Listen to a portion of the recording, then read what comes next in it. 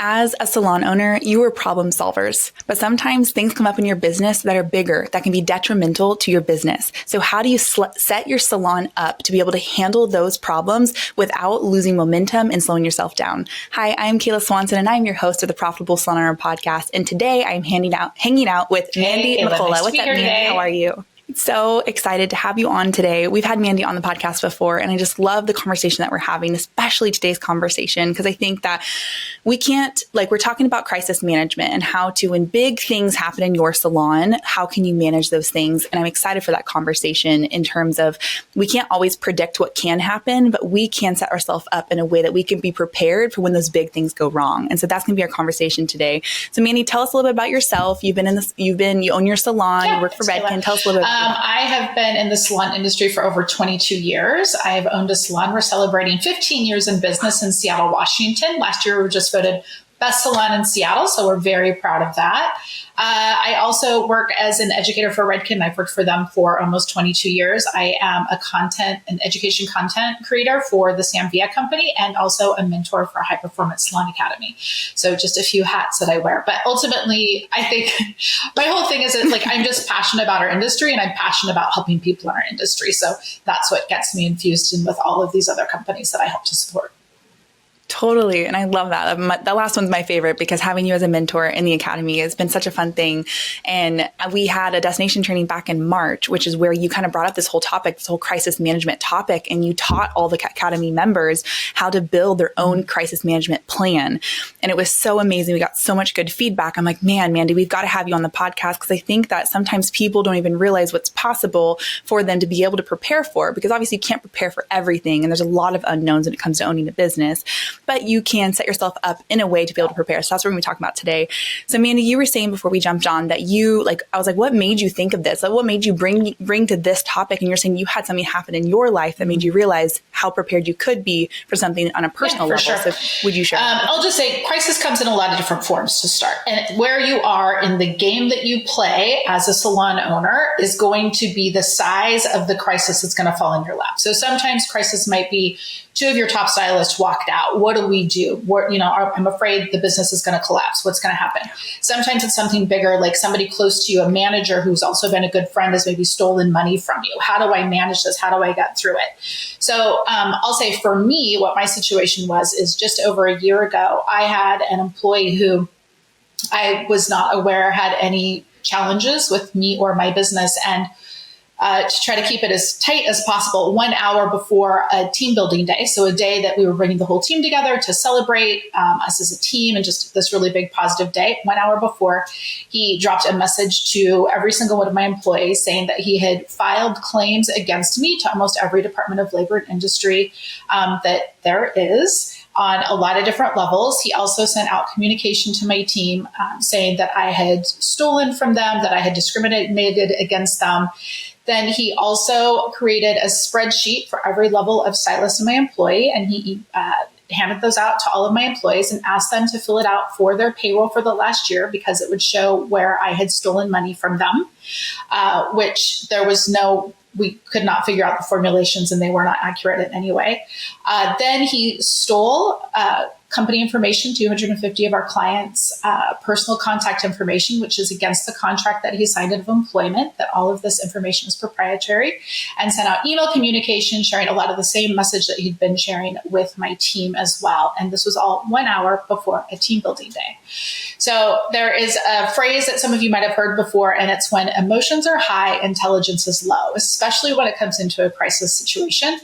And in that moment, I was definitely in crisis mode and just I didn't know what was happening. My staff didn't know what was happening, and trying to get a handle on all of this in a very short amount of time.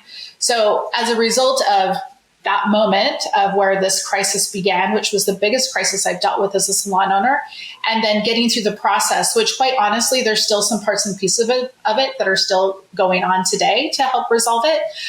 But it's really what happens within the next 48 hours. And that was something, as I came out of it, it was almost part of my own therapy to learn more about crisis and how we can best handle crisis, because the bigger game we play, crisis is going to happen. It's inevitable. But if you know how to manage it, you can get through it faster and get to the other side so it doesn't slow down your business, like what we were talking about before. Wow. That's huge. That's crazy. I mean, I think like everybody's had their own flavor of something that's gone wrong in their business. And I think that that's like, if you're out there, hopefully you can't relate at all. Or if you can relate to some level, you realize like, yeah, man, if I had like some system in place or like a system to follow, like, okay, this is happening, then like you have something to turn to. Because yeah, when your emotions are so heightened and you're like thinking and you're like, this is like a personal attack on you and they're like throwing you underneath the bus and you don't know what's going to happen, you know, the outcome of it is, it can kind of feel, you can feel locked down or trapped and you start to like make decisions out of like, I don't know if this is right or wrong. Like I'm all up in the thick of it. And so I love what you're saying about like having something to turn to that can kind of like those guide rails come on that can be like, okay, here is a path to follow, to the questions to ask, or the way to point you in a direction so that you can handle anything really, really big that kind of slams you and slaps you in the face of like, here's something to deal with. It gives you those guide rails to like, okay, we're going to get through this and you follow the steps. And then it can kind of bring like the rationale person can kind of come in and you have this like list of like, yeah, how do you manage a crisis when it comes into your salon? So I'm super excited. If you're listening to this and you're excited as well, if you're watching on YouTube, comment excited. If you're not, text us in anytime. I would love to know if you're excited about this. So Mandy, let's dive into that. So what did you realize was really missing from your what you already had, the tools that you had? What was really missing from you to be able to navigate that? The biggest thing is that I just didn't know what I didn't know. And I didn't know how to pull from support. And I was so, I keep using the word like gobsmacked in the moment that I didn't even have, I just wanted to curl up in a ball, but I actually had to stand up and continue to, keep the ship afloat for myself and the people who were still with me. But I didn't know, was my team still with me? Were they against me? Who was staying? Who was leaving?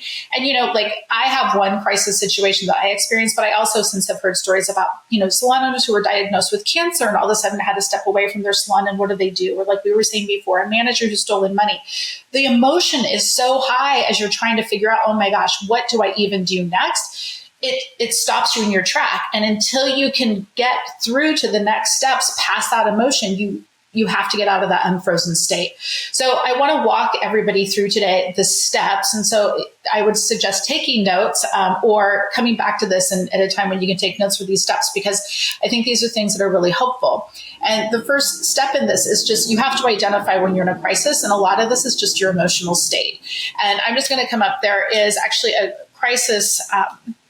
It's the reactions to crisis and trauma is something that I referred to. And, crisis is going to give us experiences from physical experiences, cognitive, emotional, relationship, behavioral, and spiritual. So if you're finding yourself in an emotional state that's freezing you from being able to move forward, whether you know it or not, you might be in crisis. So if you are having fight or flight responses, if you feel like you're confused, if you're blaming other people, if you're having anxiety, crying, guilt, not sleeping at night, these are all physical signs that you're probably in crisis. Sometimes as leaders, we put on a brave face and we sometimes try to pretend like things aren't happening that might be happening.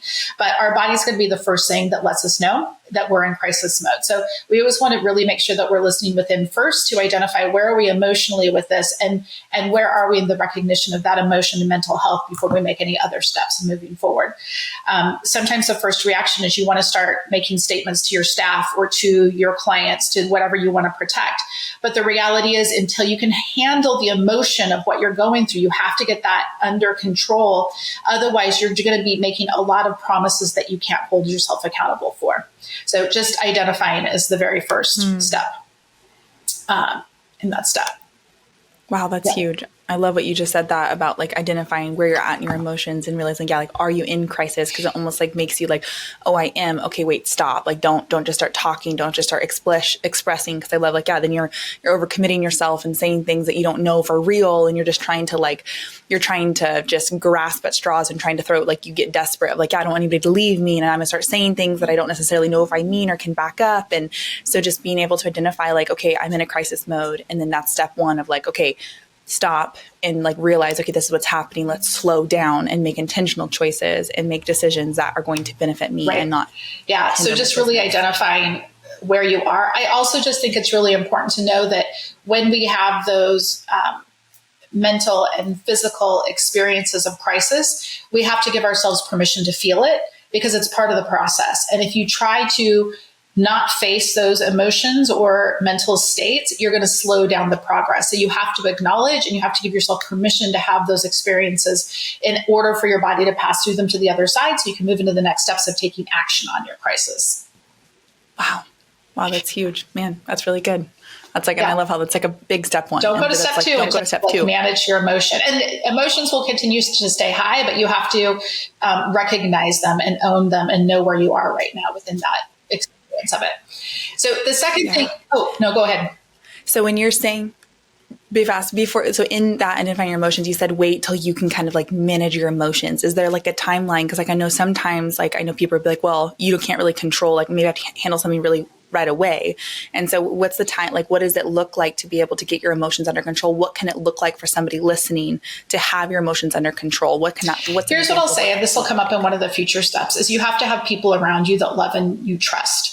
Because then as you're starting to form whatever message is going to come out, you need to check in with them first and say, hey, this is the message. Does this message sound like I'm acting overly on emotion, or is this on fact? You need to have somebody else there that you trust that's going to kind of help you edit what that message is, because in a crisis situation, you will want to potentially lash out. You might want to say things that you're going to regret later, tell the points of what you're saying. So you really want to have some people that you can check in with on that message and make sure that it's fact-based, that you're not over-promising, and that it's going to be something that will help protect you and not put you in more danger in the future.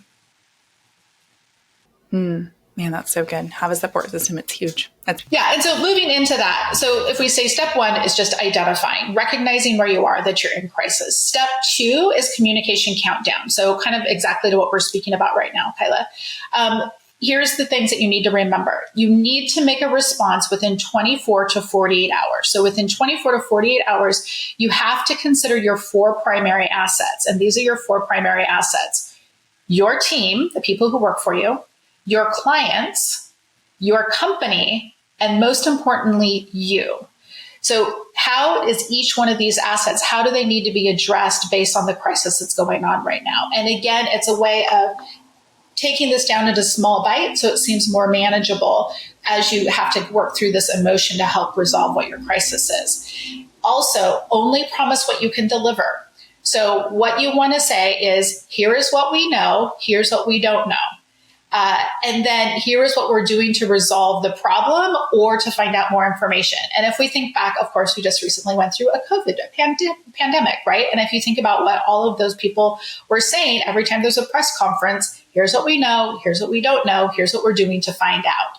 Even if you don't have the answers, it's better to be honest about where you are in the experience versus telling them you're somewhere that you're not yet, or telling them something that you don't know if it's true or not yet. Because people will connect more with your authenticity of honesty rather than they are going to connect with you. They're going to lose faith in you if they find out that you've told them something that's not true.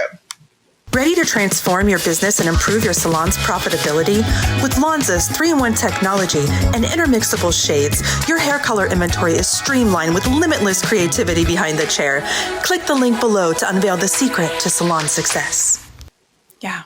Or promising that you totally have a handle on things when you might not yet. You might not be like, got it covered. We're going to handle. It's like, it's not a big deal. Like, no need to freak out when it's like, you don't know what kind of big deal it is or what kind of deal it's going to end up being. And so I think I love what you just said, authenticity and being honest and vulnerable when I'm just as much, but these are the things I'm working towards finding out. Totally. And I'll know more next week, or I'll know more this time, or we're doing X, Y, and Z. And even that, like, it's sometimes like when you're freaking out, then like if everybody else is freaking out, knowing that like, oh, well, you want to be a pillar of like, well, I am freaking out too, but I'm also taking the steps that I need to figure out to get more information for you so you can process this. And so like, you want to be a beacon of a leader, like a lighthouse in the chaos of the storm of like, yes, there's a storm going on right now, but I've got it. I'm focusing on trying to find a pathway to figure out and understand that we all. And it's okay to say you need more time to figure it out.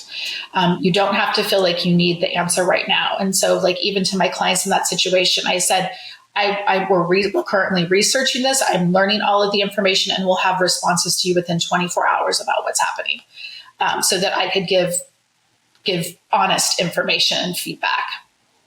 So identify, and then really making sure that you're thinking about like, who are you communicating to, and making sure that you recognize who your 4 primary assets are.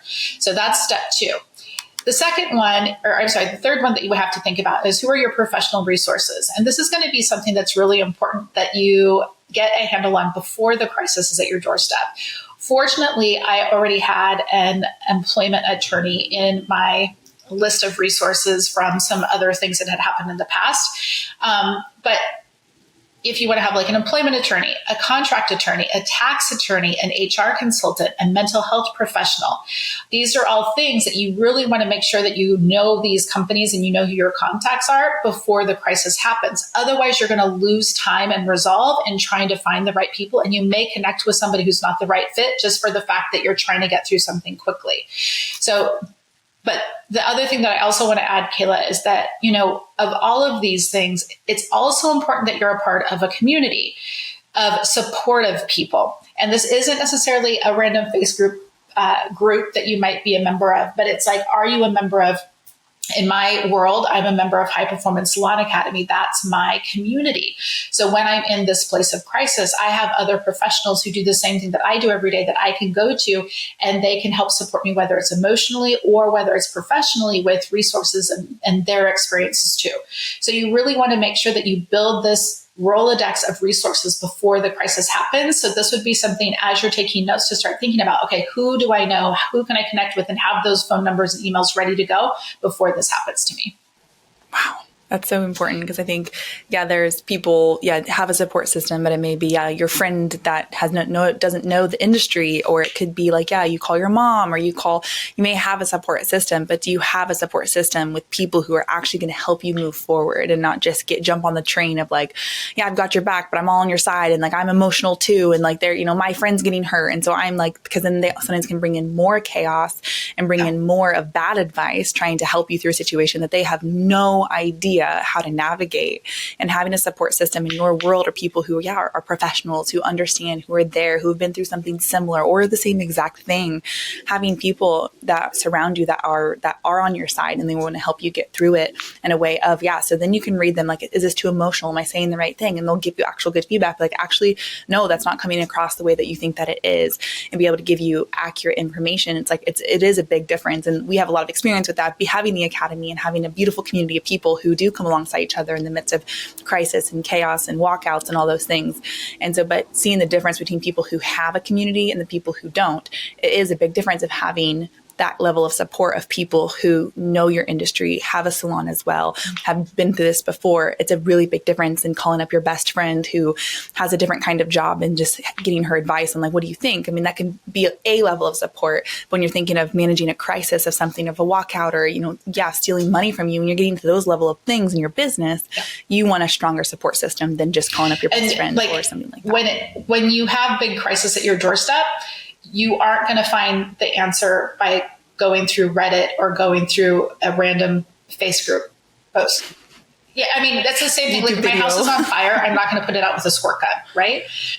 And so when you're building these resources, just also know, as big crisis hits, you're going to invest in these resources as well. So don't think that you're going to play this game inexpensively. You want to make sure that you're paying for the right people who are professionals who can help you get through this as fast as possible. And so, like the sideline peanut gallery players, they're great for maybe your emotional support or to give you a hug. But unless they are professionally trained at giving you the advice you need, that's not where you should be going to get information.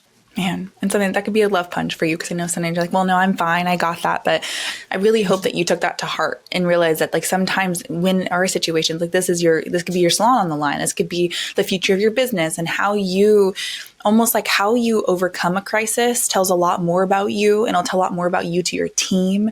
And I know that, like, sometimes when things go wrong, it's the pillar of the beacon of who you are and how you stand as a leader of your salon, as an owner of your salon, will tell a lot more about to the future of your salon than the crisis itself.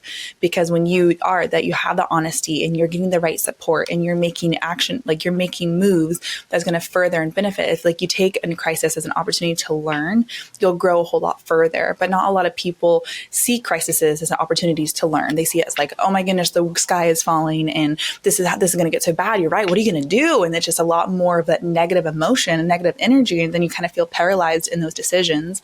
And so I hope you hear like, yeah, it's getting the professional and the people who actually know what they're talking about and can give you solid advice. And I love what you said, Mandy, earlier. I want to bring it forward of having those people ahead of time, like vetting out who are those people when something is going to go wrong, whose numbers do you have in your phone that you can call up and you've already vetted that like, these are people that I would trust, and having them ahead of time. So you aren't picking people or trying to find people spur of the moment and finding people like, well, I just need your help now. So yeah, that sounds good. Let's go with it in the thick of your emotions. Yeah, absolutely. And I think, and working with those people in some context of building the relationship before the crisis happens so they know you a little bit.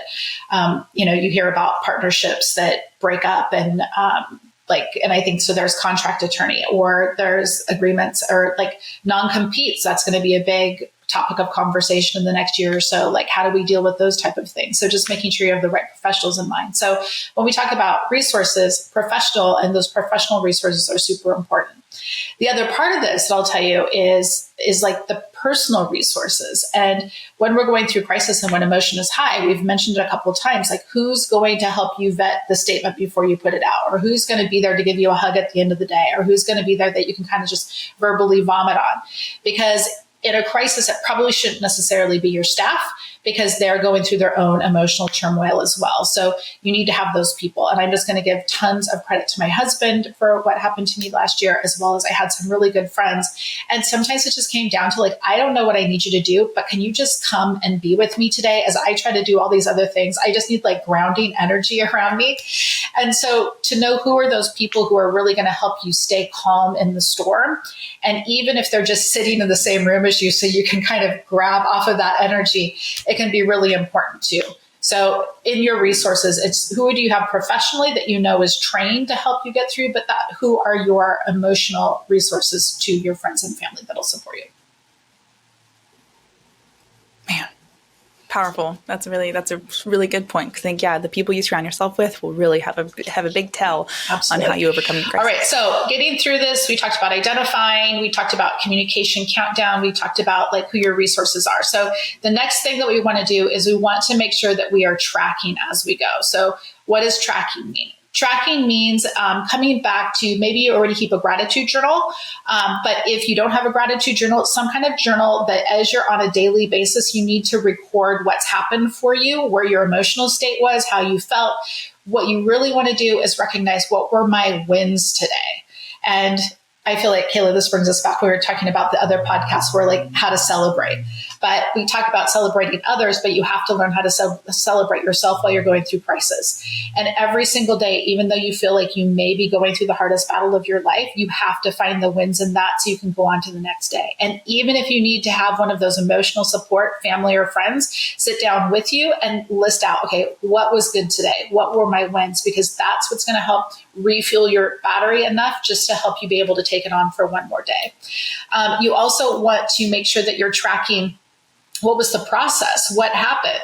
One, just because now as it goes back, you're going to have this your own mini book of crisis and what you did and what worked and what didn't work. So God forbid the day comes when the next crisis comes, you have some recorded history of what worked for you before.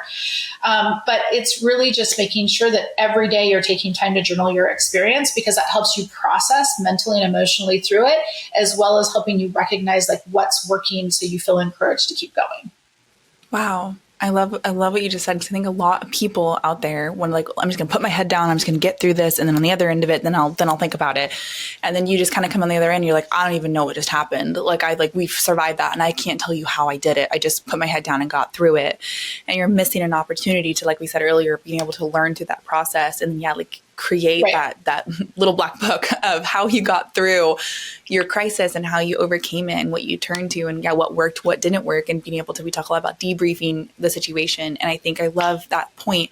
I hope you hear that's like staying present within the middle of your crisis and not being like, no, don't be afraid of your emotions. Allow yourself to feel them is going to be a really big part for you. You're going to probably process it quicker and overcome it quicker because you're allowing yourself to process. Because when you said back at point 1 or point 2, where like how you handle yourself in the situation is an important part of it too. It's one of the main 4 components is you, and how are you doing and taking care of yourself. And I think sometimes a lot of people are like, well, we put ourselves last because we got to take care of everybody else around us, especially in the midst of something going really, really wrong. And you're like, well, the whole business, my whole team, everybody's looking to me.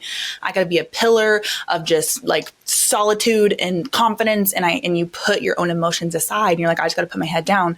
But that's not necessarily the healthiest way or going to even help you get through the crisis at hand or help you be able to navigate it with the authenticity and that honesty and that softness that you can have if you stay more present and more open to like, how am I feeling right now? And check in with yourself absolutely. every day. Well, because you are one of your 4 primary assets, right? And so as much as we need to take care of our business, our clients, you need to make sure you're taking care of you. So tracking that journey is a really important part of it. Absolutely. Yeah. Yeah. Well, and then of course, as we've kind of already mentioned, the last step is making sure that you're celebrating. And so as you're finding those wins, make sure that you take the time to celebrate. Give somebody a high five, recognize what you did that was awesome for the day. But also as you pass small milestones, take yourself out for lunch. Go have dinner with one of those emotional support friends who helped you through it. Like do little things that are meaningful to you and know what are those things that make you feel like a celebration? Like for me, it's always going out to eat. It's what I love. But for somebody else, it might be, going to a yoga weekend or, reading a book, buying a new book, something like have those moments of celebration. And as you're experiencing the celebration, really make sure that you're verbally attaching to that experience what the celebration is for. So as you're out at dinner with that friend, make sure that you're recognizing verbally, like we are here today to celebrate what has happened so far as a milestone. And I appreciate you and I appreciate me and the hard work that I did to get this far into the process. So making sure that you're celebrating is really going to bring that full circle back. And it has to happen continually through your crisis process. Yeah. Wow. That's so, I hope you hear that too. And I think that we get so caught up in what's going on. Sometimes we don't take like, well, I can't go out to dinner right now. I have so much going on, and removing yourself from the situation to take a break to celebrate how far you've come and how like you're still going strong and you're still doing great, and celebrating yourself and removing yourself from the situation, doing something that you love and loving on yourself with the people that you love and bringing people into that. And I love what you said about naming it out loud of like, I'm celebrating how far I've come. I'm still in the thick of it, still got a long way to go, but I've come this far. We're still going strong, and being able to remove yourself from the thick of the crisis and being able to celebrate. That's like a very powerful thing. So love that. So those are the 6 steps that you're talking about in setting yourself up of like, hey, these are the things to like beforehand. You're talking about like, let's think about these things and have these plans. So when something comes up in the future, I have something to turn to. I think that for me, like I went through something that for me was super, super hard. And to this day, I still have a lot of emotion tied to it. But I will say for anybody who has probably gone through crisis and experiences or has yet to go through a big, big crisis, I can tell you that the further you get from it, the more the emotion comes down, the more rational you get, and you're able to look back and learn more than when you're in the heat of the moment. But I just wanted something that was like, if I ever go through this again, I want to know exactly what are my steps of action? How do I take something that's so overwhelming and put it into small bites so I have control over this? Because I want my business to continue to be successful, and I don't want these things to slow me down. And what I'm going to suggest to anybody who's listening today is to make sure that you're bookmarking this podcast, because whether you think it's going to happen to you or not, if you want to play a big game, if you are a salon owner, and if you have big goals for yourself, at some point there's going to be something that's going to alert you that you have a crisis going on. And this is going to be the resource for you to come back and listen to this again. So it'll help remind you and keep you in a state of peace, at least help you manage some of that when you feel out of control. Man, I love that. I think that's a great recommendation in terms of, when something's going to come up, and your level of crisis is going to be different for everybody. And when you start to going back to level 1 of like, how do you feel? And you feel like, okay, I'm even in something, maybe something's overwhelming in terms of you're trying to reach a goal that you, not necessarily in crisis, but even utilizing these tools to remember on a day-to-day basis to celebrate yourself and to think about what's positive. And when you have communications, maybe there's drama in your salon, but even to think about these tools as tools to encompass on a day-to-day basis to be something that you turn to help yourself thrive more in your salon and be able to grow and stay present with what's going on and the decisions you have to make. Like we started this podcast, like you make decisions every single day, and it's been a part of your process. And sometimes I think that you kind of get used to it and it just becomes your life, and you don't necessarily bring presence towards like what you are accomplishing every single day and how many decisions you have to make and how far you've come. And like you maybe have been in the industry a couple years or 20 years or 30 years. And sometimes you can kind of get in this like hamster wheel of doing the same thing over and over and over again and not stopping to celebrate yourself, realize how far you've come, realize how much you've grown, and looking back and be like, man, look, like I remember, for me, like when I first got this job, we were just looking at pictures about like even 3 years ago, and you physically look different. Like, yeah, I've gotten older, but like just you carry yourself differently, and the confidence that you've been able to grow upon in all the years that you are as a salon owner. And so I hope even today that you think about maybe it's time to take yourself out to dinner or do something that you really, really love for yourself to celebrate who you are, how far you've come. And maybe you're not in a crisis right now, so maybe that's what you can celebrate. And if you are, and you're listening to this and you're in a crisis right now, maybe you're listening or wherever you're at, then just know that like this is an opportunity for you to grow and get better and to become a better version of yourself. And it can be a beautiful moment, a moment to celebrate that you get to learn something new. We say that all the time in the office, like when something's going wrong or we're like, okay, we got to pivot. We're like, what a gift to learn something new. And approaching it in a way of like, this is going to be a positive thing will even lift your spirits to be able to overcome it in a different level of energy. So then you can come out on the other side a bigger, better, more profitable, more, quicker version of yourself, because you realize that every opportunity when things get kind of low, it's an opportunity to come out on the other side a little bit bigger, which is what I love. Mandy, this has been a powerful podcast, and I hope you do bookmark this and use it anytime. We'd love to be in your corner. And if you want support with your crisis management or you want a community of people, I'm going to put a phone number in the description. You can text us anytime. Just text us support, because Mandy, we did a whole session and you helped the Academy members all build their own crisis management. And so really diving deep. I mean, this is a quick overview to really just the surface of how we're taking this process and helping the salons within high performance. And also just, making sure that every single salon owner in our community has the tools. So when crisis hits, they're ready to go take it on. I just think it's part of how we are expanding and growing and helping the hair industry. Yeah.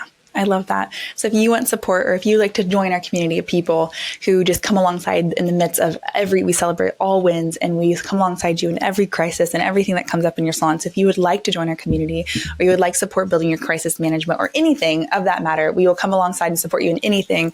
I'll put a number in a description. You can always text us support or just say hi, text us anytime, and we'd love to support you in your business. And thank you for joining this episode of Profitable Salon Owner Podcast. I cannot wait to see you on the next one. Thank you so much, Mandy, for hanging out with me, and we'll see you guys next time. You've been listening to the Profitable Salon Owner Podcast. Be sure to like, subscribe, leave us a review, and check us out at profitablesalon.com for more episodes, content, and to help you turn your salon into the business you've always dreamt of.